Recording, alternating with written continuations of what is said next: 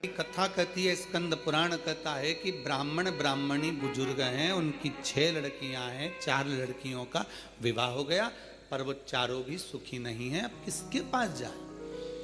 माता पिता तो शंकर के मंदिर के बाहर बैठकर थोड़ी सी भिक्षा मांग लेते हैं, भिक्षा में आटा चावल मिल जाता है, थोड़ी सेवा कर लेते हैं भगवान की, और उस आटा चावल को जो मिलता है, तो ब्राह्मण भी इतने विचित्र हैं वो पति पत्नी कि जो भिक्षा में मिलता है शंकर जी के मंदिर में शाम को पहुंचते हैं प्रदोष काल में, और प्रदोष काल में शिव जी के मंदिर में पहुंचकर उस भिक्षा के हिस्से कर देते हैं, और हिस्से भी करते हैं तो 5 हिस्से। अब प्रदोष काल में मंदिर में गए और मंदिर में जाकर जो भिक्षा मिली, आटा मिला, चावल मिला, शक्कर मिली, गुड़ मिला, जो भी सामग्री मिली, जो भी पदार्थ मिला, उसके 5 हिस्से कर दिए। 5 हिस्से क्यों? एक शंकर भगवान को दे देते हैं, दूसरा वो पीपल के वृक्ष के नीचे जाते थे तो एक हिस्सा पीपल का निकाल देते हैं, दूसरा वो आंवले के वृक्ष के नीचे जाते हैं तो एक हिस्सा आंवले का निकाल देते हैं, और तीसरा चौथा हिस्सा वो ले जाकर बेलपत्री के वृक्ष का निकाल देते हैं, और 5वां हिस्सा स्वयं रख लेते हैं। 3 वृक्ष का हिस्सा हो गया, एक शंकर जी का हिस्सा हो गया, और 5वां हिस्सा स्वयं का हिस्सा। अब थोड़ा सा तो भिक्षा मिला, थोड़ी सी भिक्षा मिलने पर भी, अब इतनी सी भिक्षा मिलने के बाद अगर वो थोड़ा सा एकत्रित कर ले भी गया, और घर में 6 बेटियां, पति पत्नी, 8 लोगों का परिवार, उसमें से 4 का विवाह भी हो गया, तो 2 बेटी और 2 माता पिता कैसे गुजारा हो? कैसे गुजारा?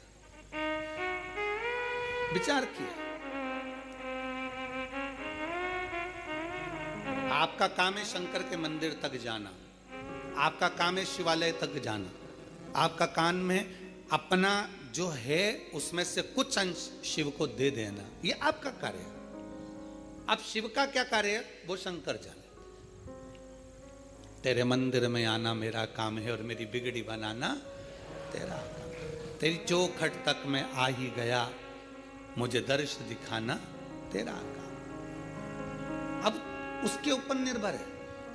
क्यों हमने अभी कथा के शुरू में कहा कि मकान मिले ना मिले पर पता मिल जाना चाहिए, भगवान मिले ना मिले पर शिव कथा मिल जाना चाहिए। उसका कारण केवल इतना सा है कि भगवान मिलता कब है? जब हम कथा को श्रवण करते हैं। भगवान राम ने शबरी को कहा, माता शबरी अम्बा के दरवाजे पर कहा कि तुम सत्संग करो, कथा श्रवण करो, संगत करो। जब तुम कथा सुनोगी, तुमने अपने गुरु मातंग बाबा के मुख से सुन लिया कि राम आएंगे, तुमने मेरा इंतजार करा। क्यों? गुरु के मुख से सत्संग में सुना था कि परमात्मा मिलेगा जरूर, आएगा जरूर, तो मेरा आगमन हो गया। उसी तरह कथा सुनते हैं हम, और कथा में ये चीज सुन लेते हैं कि मैं अगर ये करूंगी तो मेरा शंकर मेरी सुनेगा। शिव जी को 1 लोटा जल चढ़ाऊंगी, मेरा शिव मुझे सुनेगा, मेरा शिव मेरा सुनेगा। मैं भगवान शंकर को इस तरह से बेलपत्र चढ़ाऊंगी, मेरा शंकर मुझे सुनेगा। इसीलिए शिव महापुराण की कथा कहती है, मिले ना मिले पर शिव कथा मिल जाना चाहिए। कथा मिली कि परमात्मा को ध्यान रखना ही पड़ेगा। बकरी चलाने वाला अपने मोहल्ले की बकरी लेकर निकल गया, और बकरी वाला जब लेकर निकला है और घर के लोगों ने देख लिया कि वो बकरी लेकर जा रहा है, पहचान का आदमी और बकरी लेकर जाएगा, मतलब बकरी वाले से उसने एक ही बार कहा कि हमारे घर की बकरियां ले जा, हमारे यहाँ की गाय ले जा, चरा कर लिया ना, हमारे यहाँ का ऊँट ले जा, चरा के लिया ना, हमारे यहाँ की भेड़ ले जा, चरा के लिया ना। बकरी वाले को तो केवल एक वाला रोज ले जाता है, रोज चरा कर लाता है। अब जवाबदारी किसकी है? बकरी चराने वाले की। आएगा, बकरी नहीं आई तो किससे कहेगा क्यों हमारी बकरी कहाँ है, क्यों हमारी गाय कहाँ है, क्यों हमारा ऊँट कहाँ है, क्यों हमारी भेड़ कहाँ है, उससे कहेगा। उसी तरह शिव कथा बाचने वाला हो, भागवत कथा बाचने वाला हो, चाहे कोई संत साधु गुरुजन हो, भगवान उनको, ये संसार सागर के लोग हैं, इनको ले जाकर परमात्मा की चौखट तक भेज देना। बस तू अगर इनको यहाँ तक लेकर आ गया, फिर आगे की जवाबदारी वो शंकर की है, फिर ओघड़दानी की है, उसके ऊपर निर्भर करता, फिर उसके ऊपर आश्रित हो जाता। अब उसके ऊपर आश्रित हो जाएं, हम क्या विचार करें? शिव महापुराण की कथा कहती है दुनिया के लोग तोड़ेंगे, आपको जुड़ना है। कितना तोड़ने का विचार? आज के जमाने में राजनीति कोई साधारण हो गई क्या? आज के जमाने की राजनीति देखिए, ब्राह्मणों को तोड़ दिया, क्षत्रियों को तोड़ दिया, वैश्य को तोड़ दिया, शूद्र को तोड़ दिया, 4 वर्णों में चारों को तोड़ कर रख दिया। और वहां अगर आज भी हम लोग एकजुट नहीं हुए तो आने वाला समय हमको रुला देगा। आपकी जेब में 100 का नोट है? अरे बोलो तो जम के, चलो ठीक है। 100 रुपए के 4 हिस्से करो, कितने कितने हो गए? जम के बोलो, 25-25। ठीक है। अब 100 के नोट के 4 हिस्से कितने हुए? 25-25। अब निकालो नोट और उसको 4 हिस्से में फाड़ दो, और एक हिस्सा 25 में चलाकर बताओ, चलेगा? दूसरा हिस्सा 25 में चलेगा? नहीं। तीसरा चलेगा? चौथा चलेगा? नहीं। पर वही 100 का नोट वापिस सेलो टेप लगाकर जोड़ दो तो वो 100 की 100 में ही चलेगा। वो 100 की 100 में ही चलेगा। 4 टुकड़े हमारे सनातनियों के, हमारे हिंदू भाई बहनों के, ये 4 टुकड़े कर दिए, ब्राह्मण, क्षत्रिय, वैश्य और शूद्र। अब सोचा कि इनको तोड़ दो और तोड़ के चला लो, तो तुमने तोड़ तो दिया पर ये चल नहीं पाएंगे। जब ये एक हो जाएंगे तो 100 के धाव में ऐसे निपटाएंगे कि आगे बढ़ते चले। एक हुई, टुकड़े की मूलता नहीं है यहाँ। अगर टुकड़े टुकड़े हो गए तो कोई नहीं पूछने वाला। अगर हम एकजुट हो गए, एकजुट होकर अगर हमने अपनी जिंदगी जिए तो उसका एक आनंद हो जाए। एकजुटता में आनंद था।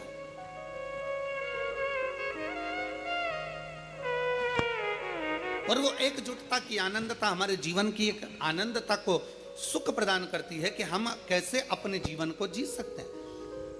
शंकर भगवान के मंदिर में गए दोनों बुजुर्ग, बूढ़े ब्राह्मण ब्राह्मणी, और भगवान शंकर के मंदिर में 5 हिस्से कर दिए। 5 हिस्से कर कर एक हिस्सा शिव का छोड़ा, पीपल के वृक्ष के नीचे गए, दूसरा हिस्सा पीपल के वृक्ष के नीचे दिया, तीसरा आंवले के वृक्ष का नीचे दिया, चौथा बेलपत्री के वृक्ष के नीचे दिया, और 5वां जो हिस्सा थोड़ा सा आटा चावल जो भी मिला होगा उसको अपनी 2 बेटियां और स्वयं बड़े प्रेम से पा लेते। कभी कभी नहीं भी मिलता तो भूखे सो जाओ। किससे कहें? वो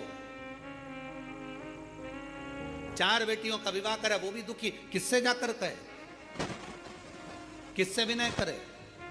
शिव महापुराण की कथा कहती है, जब एक लड़की का विवाह हो जाता है और वो अपने ससुराल पहुंच जाती है, और ससुराल में पहुंचने के बाद जब वो देवाधिदेव महादेव को 1 लोटा जल चढ़ाती है, तो वो लड़की का चढ़ाया गया, बहू का चढ़ाया गया, बेटी का चढ़ाया गया जल, 1 लोटा जल वो साधारण नहीं होता।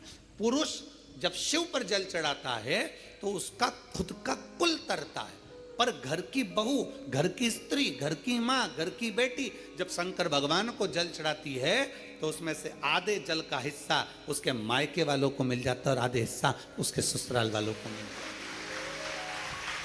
है। 71 पीढ़ी वो मायके की भी तार रही है और 71 पीढ़ी वो अपने ससुराल की भी तार रही है। 71 पीढ़ी वो यहां भी पार लगा रही है और 71 पीढ़ी वहां भी पार लगा रही है। आधा हिस्सा इधर का हो गया, आधा हिस्सा उधर। एक नारी जब विवाह हो जाता है, घर पहुंच जाती है, उसका 2 गोत्र हो जाता है, अपने नाना नानी का अर्थात उसके मायके का गोत्र और उसके ससुराल का। जब उसके 2 गोत्र हो, स्त्री के 2 गोत्र हो जाते हैं पर पुरुष के 2 गोत्र नहीं होते, उसका एक ही रहता है। तो ब्याह कर लाएगा पर उसका गोत्र नहीं, वो मान्य होगा। इसलिए हमारे सनातन धर्म में जब पिंडदान करने के लिए जाया जाता है, जब गया जी पहुंचते हैं, हरिद्वार पहुंचते हैं, प्रयागराज पहुंचते हैं, काशी आदि पहुंचते हैं, पिंडदान करते हैं, तो वहां पर ब्राह्मण देवता पूछते हैं कि तुम्हारे नाना नानी का भी पक्ष बताओ और तुम्हारे दादा दादी का भी पक्ष बताओ। 2 कुल देखे जाते हैं, इधर से भी उधर से। माता पिता दुखी, बेटियां 2 घर में कुंवारी।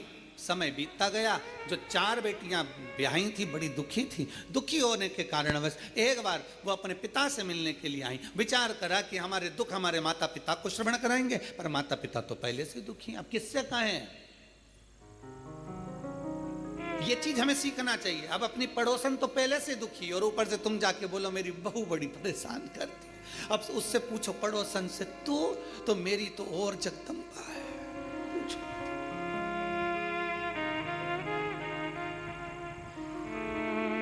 कोई तन दुखी, कोई मन दुखी, कोई धन बिन रहत उदास, तुलसी या संसार में सुखी राम का दास। इस संसार में केवल एक सुखी है, वो भगवान का जो दास है, परमात्मा की जो शरणागति ग्रहण करने वाला है, जो भजन करने वाला है, बस वो सुखी है। दामोदर मास की कथा, कार्तिक मास की कथा कहती है, बेटियां दुखी होकर, उनको नहीं मालूम था कार्तिक का महीना था, दामोदर मास था, बेटियां आज अपने पिता के घर आ गईं। पिता के घर आती और पिता के घर में बेटियों ने, 4 बेटियां आकर निवास करने लगी। पिता की आंख में जले, मैं क्या दूं इनको? अभी तो मेरे पास में इनको देने के लिए भी कुछ नहीं है, मैं इनको क्या प्रदान करूं? कार्तिक का महीना, दामोदर मास, दोनों बुजुर्ग माता पिता ने स्नान करना प्रारंभ किया। कार्तिक का स्नान करते, शिव के मंदिर में जाकर सेवा करते, चाकरी करके दोनों पति पत्नी कुछ भिक्षा के लिए बैठ जाते। बैठते भिक्षा के लिए जो मिलता लेकर 5 हिस्से कर घर पहुंच जाते। अब 5वां हिस्सा होता भी इतना सा कि एक गासा मतलब एक कोरा रोटी का टुकड़ा या इतना सा चावल मुख में पहुंच जाए। अब 8 लोगों का परिवार और फिर कुछ प्राप्त हो जाए, बड़ा मुश्किल। आज बूढ़ी मां ने, बुजुर्ग ब्राह्मणी ने अपने पति से कहा, सुनो, 4 बेटियां घर में आई हैं और 2 बेटियां घर में हैं। मैं बेटियों का चेहरा देखकर लगता है कि बेटियों को तकलीफ बड़ी बहुत दुख है। कहते हैं दुनिया में बुखार नापने का भी एक यंत्र मिल सकता है, बीपी नापने का एक यंत्र मिल सकता है, दुनिया में शुगर नापने का भी यंत्र मिल सकता है, सारी बीमारियां नापने का यंत्र मिल सकता है, पर दुनिया में किसी का दिल नापने का यंत्र नहीं मिल सकता। दिल को नापना बड़ा, उसका यंत्र नहीं है, और उसका यंत्र है केवल एक माँ। घर का पिता और घर की माँ एक ऐसी होती है जो घर में रहने वाली बेटियों का, घर में रहने वाले बेटों का, घर में रहने वाली बहुओं का, घर में रहने वाले पोता पोती का मुख देखकर जान जाती है कि इसको क्या तकलीफ है। वो यंत्र केवल माता पिता के पास होता है। केवल एक माँ और पिता के पास के सिवा कोई यंत्र किसी के पास नहीं हो सकता। और शास्त्र कथा, शिव महापुराण की कथा कहती है, 3रे नंबर पर आता है गुरु। वो यंत्र एक गुरु के पास भी होता है। पर माता पिता अपने बच्चे से कह देते हैं कि तुझे ये तकलीफ है, पर गुरु कभी नहीं कह सकता कि तुमको ये तकलीफ है। गुरु हमेशा यंत्र है, उसके पास में भी वो यंत्र होता है कि वो देख लेता है कि कितना दुखी है, पर गुरु नहीं कहता कि ये दुखी है। गुरु हमेशा कहता है मुस्कुराइए, खुश रहिए, सुखी रहिए। और मुस्कुराता हुआ गुरु अपने सामने से निकल कर चले जाए, देखता हुआ मुस्कुराता हुआ चले जाए, समझ लेना कि गुरु ने वो यंत्र से नाप लिया है और गुरु ने तुझे देकर कुछ भेज दिया है। वो गुरु है, नहीं देगा गुरु कुछ भी, कुछ नहीं देगा। तुम विचार करो, किसी गुरु के पास में करोड़ों का धन हो ना, तो गुरु जी के पास जाकर कहना, गुरु जी करोड़ों का धन हमको दे दो, ना देगा गुरु। गुरु कभी नहीं देगा। आप गुरु जी के पास जाकर कहना, गुरु जी तुम्हारे पास में इतना है, हमको थोड़ा बहुत दे दो, नहीं देगा गुरु, बिल्कुल नहीं देगा। क्यों?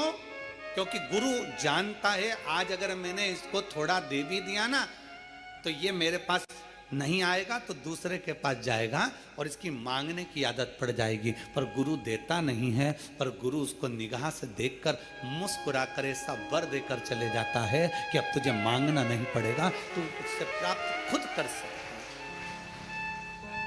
हम किसके दरवाजे पर जाएं?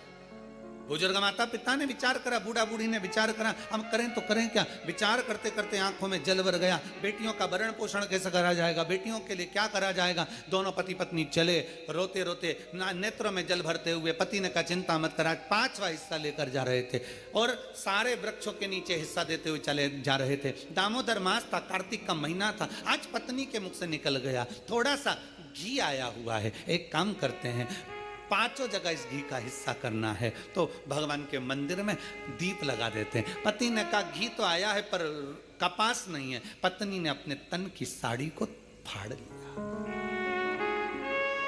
ब्राह्मणी ने तन की साड़ी को फाड़ कर बाती बनाकर एक शंकर जी के मंदिर में लगा दिया। दूसरी बाती उसने भगवान पीपल देव के नीचे लगा दिया और तीसरी बाती उसने आंवले के वृक्ष के नीचे लगा दिया और चौथी बाती उसने बेलपत्र के वृक्ष के नीचे लगा दिया। 4 बाती शिव महापुराण का स्कंद पुराण कहती है, ब्रह्म वेवर्त पुराण कहती है, हमारा शास्त्र कहता है, कुर्म पुराण कहती है, विष्णु पुराण कहती है कि पीपल का वृक्ष, बेलपत्री का वृक्ष और आंवले का वृक्ष, शास्त्र कहता है कार्तिक के महीने में इन 3 वृक्ष की जड़ में स्वर्ग स्वयं आकर निवास करता है। स्वर्ग स्वयं आकर निवास करता है। इन 3 वृक्ष की जड़ में स्वर्ग स्वयं आकर विराजमान करता है। और चौथे नंबर पर कहा गया कि जहां तुलसी का पौधा होता है, कार्तिक के महीने में तुलसी के पौधे की जड़ में गोलोक धाम आकर निवास करता है। स्वयं भगवान कृष्ण का धाम आकर निवास करता है। पति पत्नी विचार करते हुए साड़ी को फाड़ते, बत्ती बनाते, घी में डुबोते, दीप लगाते चलते जाए। जैसे ही शंकर के मंदिर में दीप लगाया, चिंता भगवान शंकर को हो गई। शिव जी ने इशारा करा पीपल देव को, जिसमें 52,000 ब्राह्मणों का वास होता है। पीपल देव को इशारा कर कर जैसे ही पहुंचे, पीपल के वृक्ष में से एक लड़की निकलकर बाहर आई। काका मुझे तेरे साथ चलना है। इतने में पत्नी पति से कहती है, अपने घर में 6 लड़कियां पहले से हैं, कैसे लेकर जाएं इसको। पति कहता है देख वो उसका कोई नहीं है, पीपल के पेड़ के नीचे बैठ के रो रही है, ले चल। पत्नी ने हाथ पकड़ा, आगे बढ़े, आंवले के वृक्ष के नीचे पहुंचे। जैसे आंवले के वृक्ष के नीचे पहुंचकर जैसे उन्हें दिया लगाया और दीप जैसे लगाया, इसलिए लक्ष्मी का दीप कभी भी गोल बत्ती का नहीं होता। लक्ष्मी का दीप हमेशा लंबी बत्ती का होता है, हमेशा लंबी बत्ती का होता है। शिव महापुराण की कथा कहती है, बाती जो लगाई जाती है दीपावली पर लगाओ, चाहे आप धनतेरस पर लगाओ, चाहे आप रूप चौदस पर लगाओ, चाहे पड़वा पर लगाओ, चाहे दूज पर लगाओ, बाती हमेशा लंबी होना चाहिए। लंबी बाती, चाहे तेल की लगा रहे हो चाहे घी की लगा रहे हो। भाव से बैकुंठ, ये सुंदर रूप चौदस की जो पूजन का विधान है, आपको धनतेरस की पूजन का जो विधान बताया था, धनतेरस की पूजन का जैसा विधान था, पहुंचकर पाटे को बिछाकर, चौक पूर कर, जिस थाली में आपने स्वस्तिक बनाकर जो सिक्का रखा है, उसी में एक सिक्का और रखकर उसकी पूजन अर्चना करना है। वैसी की वैसे ही जैसा पहले कल कहा गया, रोली, चावल, हल्दी, मोली, मेहंदी, सिंदूर आदि सब चढ़ाते हुए, और साथ में 2 दीप लगेंगे। रूप चौदस के दिन 2 दीप है। एक दीप है घी का, लंबी बत्ती का, जो लक्ष्मी जी के सीधे हाथ पर आएगा। दूसरा दीप है घी का दीप भी आटे का आएगा और तेल का दीप भी आटे का आएगा। जो तेल का दीप लगेगा वो थोड़ा सा दिया बड़ा लेना, उसमें 4 लंबी लंबी बत्तियां रखना, सरसों का तेल या मीठा तेल या तिल्ली का तेल जो भी मिल जाए उसके अंदर डाल लेना। 4 बत्ती ये लक्ष्मी जी के लेफ्ट हैंड की ओर आएगी। उसी आटे का तेल का जो दिया रहेगा उसके अंदर या तो पीली सरसों या काली सरसों, जो राई होती है, सरसों होती है, उसके थोड़े से दाने उसमें डाल दिए जाते हैं। लक्ष्मी जी का पूरा पूजन बड़े भाव से करिए, जल का छींटा दीजिए, रोली, चावल, मोली, हल्दी जो भी है आपके पास समर्पित करने के लिए पूजन की थाली में, वो समर्पित करिए। मीठे का भोग लगाइए और भोग लगाने के बाद में बड़े प्रेम से 5 कमलगट्टे, 5 हल्दी की गठान, 5 अमर बेल के टुकड़े। अमर बेल होती है एक लंबी सी बेल, पेड़ों पर चलती है पीले कलर की, जो कि पूरे पेड़ पर छाई रहती है। उसको कहीं पर भी डाल दिया जाए वो बढ़ती चली जाती है। वो हमारे वंश की वृद्धि के लिए, लक्ष्मी की वृद्धि के लिए श्रेष्ठतम मानी जाती है। 5 टुकड़े अमर बेल के, 5 हल्दी की गठान, 5 कमलगट्टे, दोनों हाथ में लेकर माँ लक्ष्मी से प्रार्थना करते हुए उन सिक्कों पर समर्पित कर दिया। सिक्कों पर समर्पित कर कर जो घी का दिया लगाया है तुमने लक्ष्मी जी के सीधे हाथ पर, उसको उठाकर माता की आरती कर लीजिए।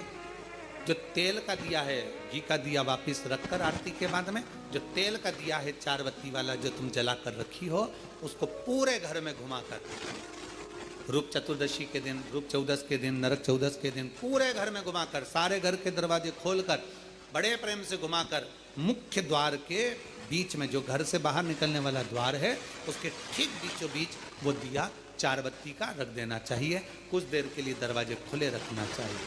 पूरे घर में माता लक्ष्मी का हुए श्री शिवाय नमस्तुभ्यम बोलते हुए दिया माता लक्ष्मी को झोली पर प्रणाम कर कर हमारे घर में निवास करो। आपका भंडार सदा भरा रहे, खाली ना हो। हे माँ, जैसे हम दामोदर मास की कथा का रसपान कर रहे हैं, कार्तिक मास की कथा को श्रवण कर रहे हैं, जैसे हमने कार्तिक के महत्व को जाना है और उस महत्व को जाना कि लक्ष्मी भगवान शिव की आज्ञा से जाती है, नारायण की आज्ञा से जाती हैं, उसी तरह आप हमारे घर में शिव और नारायण की आज्ञा से विराजमान होइए। माँ को प्रणाम करिए बड़े भाव के साथ। ऐसी ही ये रूप चतुर्दशी की पूजन का विधान है। ये रूप चतुर्दशी की पूजन का विधान, जो थाली अपने धनतेरस के दिन रखी है, उस थाली को आप रात्रि को हटा सकते हो, दूसरे दिन फिर वही थाली रखा जाती है। तीसरे दिन दीपावली का जो पर्व होगा, कल की कथा में आपको 2 बजे से 5 बजे तक जो कथा होगी कल की, आज की कथा तो 9 बजे से 10 बजे तक है, पर कल की कथा 2 बजे से 5 बजे तक होगी। 2 से 5 इसलिए रखी है क्योंकि उसमें 3 से उस कथा को, कल की कथा को अपन 2 बजे से 5, भगवान को अपने हृदय की बात, अपने चित्त की बात, अपने मन की बात बाबा को प्रार्थना करते हैं। और हम तो निवेदन करेंगे, प्रयास करिए, अगर हो सके रूप चतुर्दशी का अगर दिन है, नरक चौदस का दिन है, जैसे कुबेरेश्वर धाम पर दीपावली कब की है, 31 अक्टूबर की, तो 29 तारीख को धनतेरस है, 30 तारीख को रूप चतुर्दशी है, नरक चौदस है। तो हम तो प्रार्थना करें, निवेदन करें आपसे, अगर हो सके, शरीर में अगर बहुत रोग है और बहुत तकलीफ की जिंदगी चल रही है, मतलब हर 2 महीने में 3 महीने में कोई ना कोई दुख तुम्हारे सामने आकर खड़ा हो जाता है, कोई तकलीफ आकर खड़ी हो जाती है, चाहे बच्चों को हो रही हो, चाहे बेटियों को हो रही हो, चाहे परिवार में हो रही हो, तो हम तो निवेदन करेंगे रूप चतुर्दशी के दिन 1 लोटा जल, उसमें बड़े प्रेम से कोई थोड़ा सा इत्र का अगर भाग मिल जाए, और इत्र ना मिले तो पीला चंदन या लाल चंदन डालकर, अगर कहीं आंवले का वृक्ष हो, पीपल का वृक्ष हो और बेलपत्र का वृक्ष हो, 3 जगह पर थोड़ा सा वो लोटा जो घर से लेकर जाओगे, पात्र लेकर जाओगे, रूप चतुर्दशी के दिन तीनों वृक्ष के नीचे एक ही कलश से थोड़ा थोड़ा जल 3 स्थान पर चढ़ाइए और बाबा से अपने मन की बात कहकर आई है। आप खुद देखोगे कि 3 महीने में मेरा कुबेर भंडारी आपके दुखों को हरेगा। परंतु ये उपाय केवल एक रूप चतुर्दशी के दिन ही होगा, केवल रूप चतुर्दशी के दिन। कई लोग इसको दीपावली के दिन भी करते हैं, कई लोग इसको धनतेरस के दिन भी करते हैं, पर यह उपाय रूप चतुर्दशी के दिन करेंगे तो उसका फल चौगुना मिलेगा, चौगुना।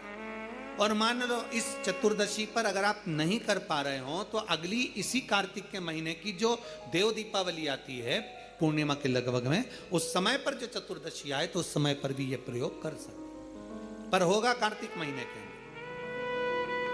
अब तीनों आंवले के वृक्ष के नीचे गए, वहां पर भी गए, दिया लगाया, दिया लगाते से ये कन्या वहां पर प्रकट हो गई। काका हमें आपके साथ चलना है। अब इतने में तो बुजुर्ग बूढ़ी माँ ब्राह्मण की पत्नी बोली, अब कहाँ लेकर जाओगे, कौन है, रो रही है, बिलक रही है, हमें तो आपके साथ चलना है, हमें लेकर चलिए। ब्राह्मण ने कहा, अब ये रो रही है, कोई भी इसका नजर नहीं आ रहा है, इसको भी ले लो, लेकर चल दिया। ब्राह्मणी चिढ़कर बोली, घर में पहले से 6 बेटियां बैठी हैं, 2 और हो गई, कितनी हो गई, 8, और पति पत्नी 10।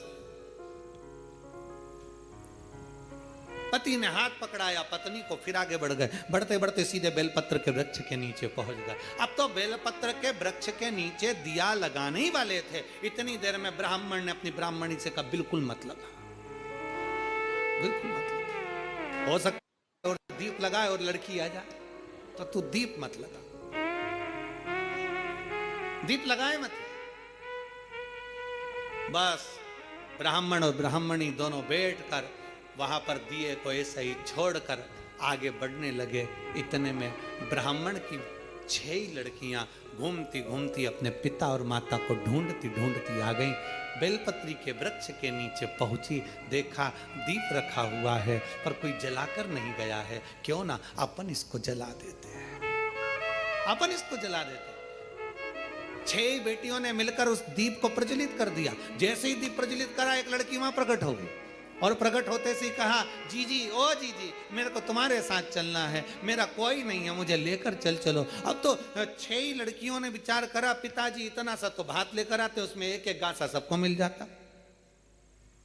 पिताजी थोड़ा सा भाग लेकर आते हैं, सबको इतना इतना सा मिल जाता है। और मालूम पड़े ये एक और बढ़ जाएगी तो 6 और 1 हम 7 हो जाएंगे। लड़कियों ने एक कहा कि देख भाई, हमारे पास में तो वैसे ही खाने का कुछ भी नहीं है। इतने में वो कन्या जो बेलपत्री के वृक्ष के नीचे से प्रकट हुई, उसने कहा, जी मुझे कुछ खाने को मत देना, मैं तुम्हारे सारे कपड़े भी धो दूंगी, बर्तन, तुम्हारा भोजन भी बना दूंगी, तुम जैसा बोलोगे मैं वैसा कर दूंगी। उसमें एक बहन बड़ी चतुर थी, एक बहन बड़ी चतुर थी। उसने विचार करा, चलो अच्छा है, घर का काम करेगी। अभी अपन सब मायके से भी आए हैं, फैलारा ज्यादा है, काम बहुत सारा है, करेगा कौन? पिता दुखी है तो यही करेगी। हाथ पकड़ा ले गए। अब तो चलती चलती वो लड़की बोली, मेरे तो पांव दुख रहा है, मुझसे चलता नहीं बने। तो उसमें से एक चिल्ला के बोली कि तुझसे चलता नहीं बने तो तू आई क्यों? जा वापिस जा। नहीं, मेरे को तुम कंधे पर बिठा लो, मैं आराम से चली जाऊंगी। अब इनको क्या मालूम था, बताओ, हम तो अच्छे के लिए लेकर गए तो ऊपर से कंधे पे चढ़ गई। अब उसको कंधे पर बिठा लिया, उसने लहंगा इधर पीछे कर कर दोनों पांव लटका कर कंधे पे बैठ गई और चोटी पकड़ ली जीजी की। और चोटी पकड़ते पकड़ते बड़े प्रेम से जो पहुंची, आवाज लगाया, पिताजी पिताजी पिताजी। जो पिताजी बाहर आकर बोले, क्या हो गया बेटा? किसकी बेटी को लिया सिर पर बिठाकर, कंधे पर बिठाकर? अरे पिताजी, एक दिया रखा था बेलपत्री के वृक्ष के नीचे, हमने सोचा कौन रखकर चले गया, जलाकर आ गया, जलाकर। अब तो पिता को लगा, उन्होंने ब्राह्मणी को बुलाया, देख वो मैंने मना करा था दिया मत जला, और दिया जलाया और वो आई। अब ये देख, अंदर जाकर बेटियों ने देखा तो 2 तो पहले से बैठी थी, एक साथ में आ गई। कितने हो गए? सब मिला के 11। अब 11 की 11 एकत्रित हो गए। अब बेटियां बड़ी भूख से व्याकुल, अन्न का भाग नहीं, थोड़ा सा करे तो करें क्या करें। इतने में पीपल के वृक्ष के नीचे से जो बेटी निकली,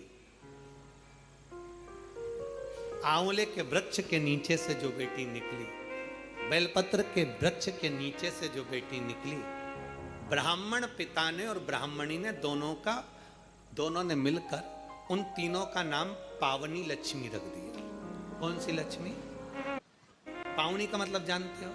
पावनी का मतलब होता मेहमान। कौन सी लक्ष्मी है?